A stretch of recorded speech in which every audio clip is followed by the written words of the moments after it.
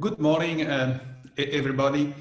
As we are going to speak about Middle Eastern cities and silk cities in a broader sense, I would like to just start with a very interesting quote from Nasib Nicholas Taleb, who is Antiochian Greek descent and Lebanese American, and the author of the Black Swan.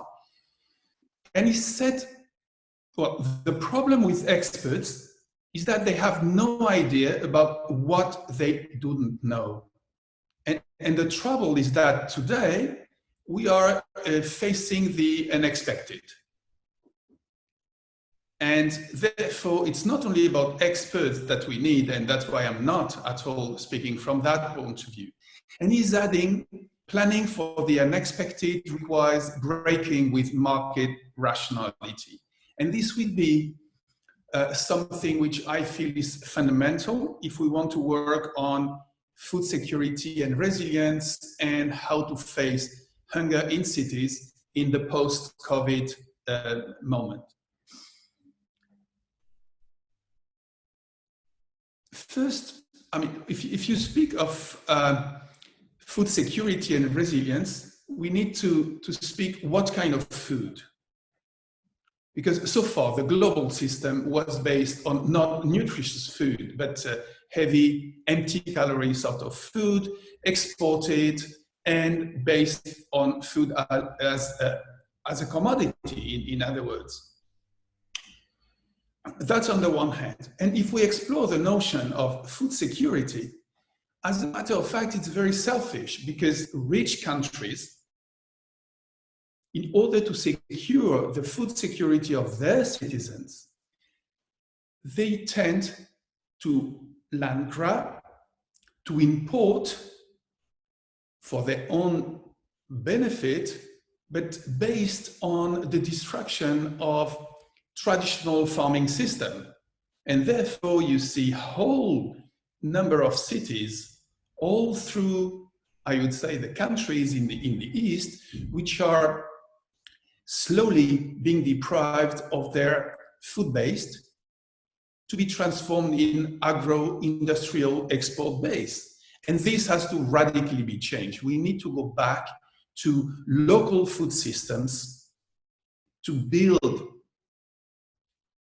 not food security, but food sovereignty, that each country, each small place, big or small, city, needs to build its food sovereignty, to be able to cultivate as much as possible, to transform as much as possible the products of and the nutritious food which is needed, and to have it accessible for the poor, and not only for the better off. This is very much the debate today in organic in organic food, which tends to be of a higher price and therefore less accessible for those who are deprived of resources.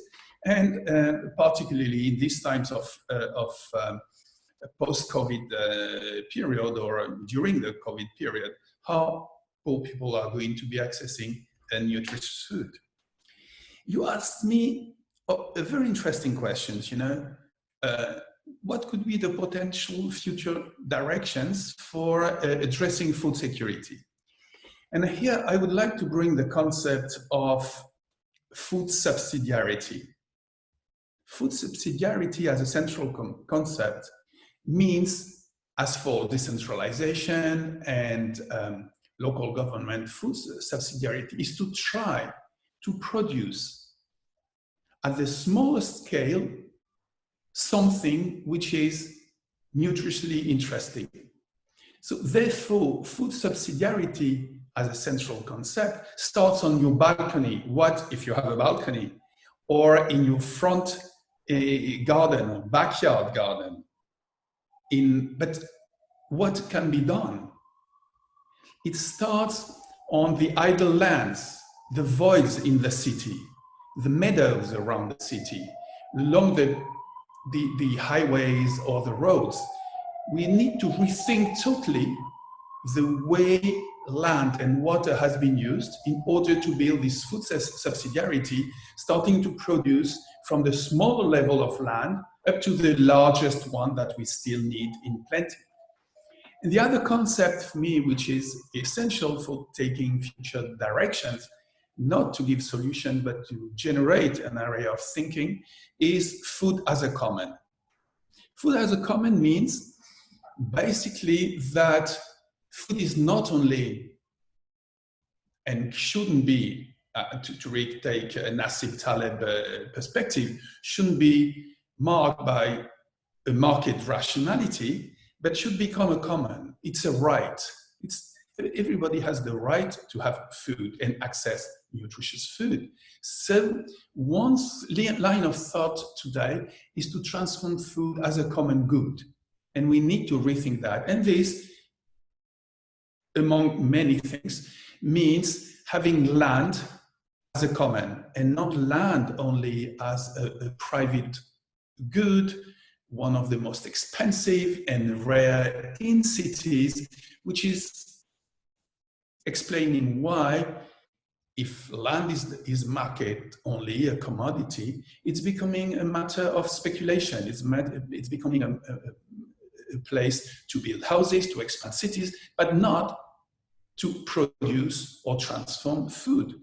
And this is, again, a big point in debate. If we continue eating up arable land around our cities, especially in arid zones, in oasis cities, in a very fragile environment, how are we going to feed a city like Cairo, like Amman, which is behind me here, if we destroy the little arable land?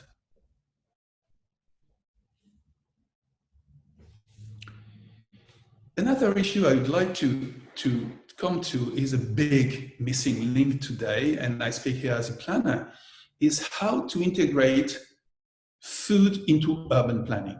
So far, if you look at plans, be them strategic, be them sectorial, be them physical plans, there are very little space left to food as such. And when I say food all along the food chain, from production, raising animals, transforming it with agro-processing, storing it, having proper markets for both formal and informal sectors, and not, as seen in the picture, having the informal sector the right sometimes just to sell in the street.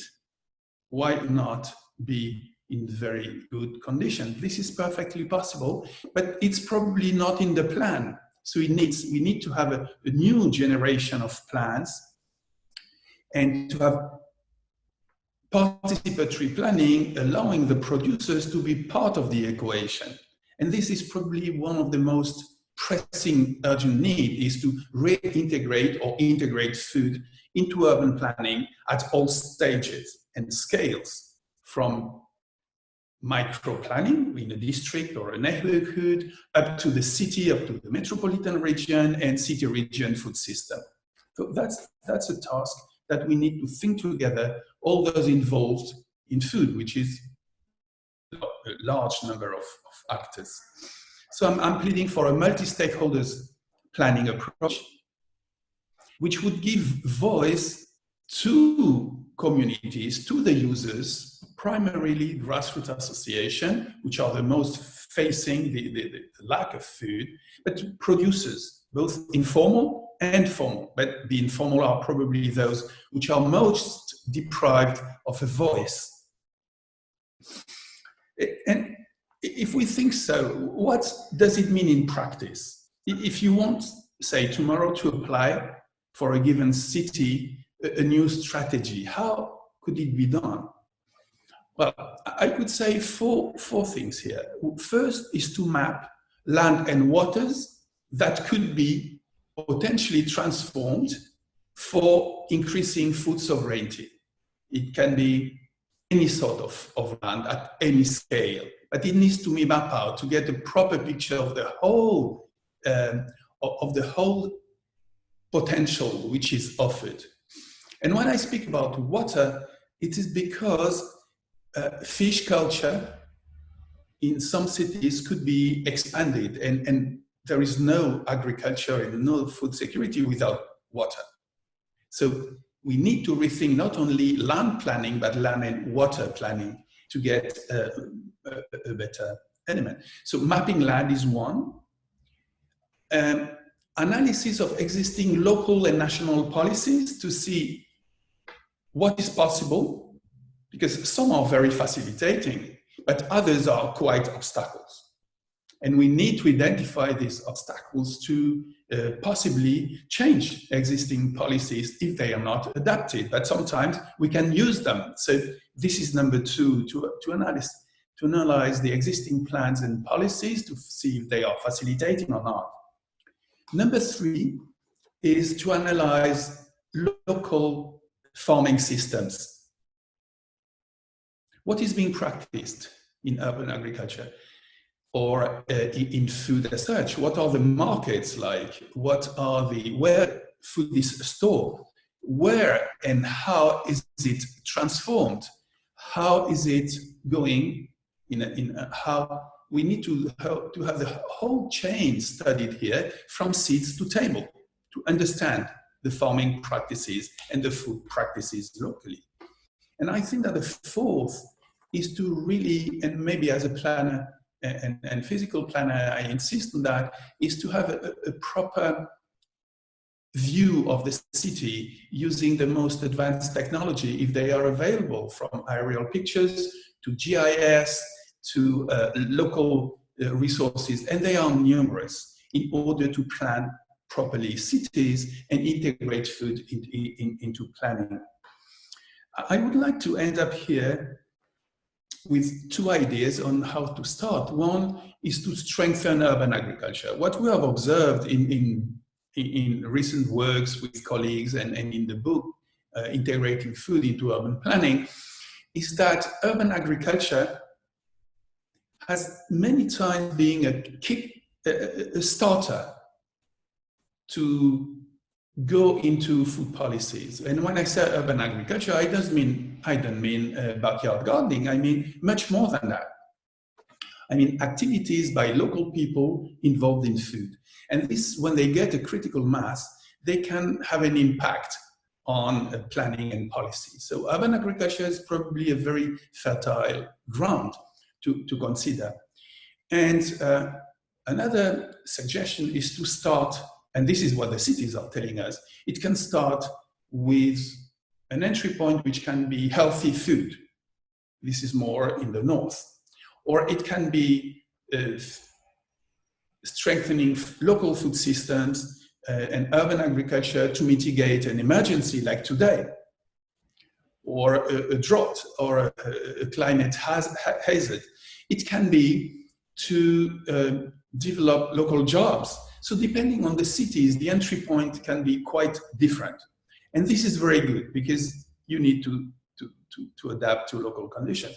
The important point, though, is to connect then all these dots and to have food migrating or integrating a health perspective with a job perspective, with an anti-poverty perspective, in order to be much stronger. At the same time, it needs to connect the dot between different sectors within the urban food system. Can be water strategy, can be land strategy, can be all these sectors, health and education, which are composing what cities usually do. And finally, it needs to connect all the scales I was speaking about at the beginning, from the balcony where or what is in front of your house, or in the backyard, or in the street at your side, up to city region perspective. So all these scales need to be connected in order to do what can we do at each scale to improve our food sovereignty and the access to food to poor people. What I have observed is that over the last 20 years, when we started in cities like Quito or Rosario, actions were looking very, very small and very tiny.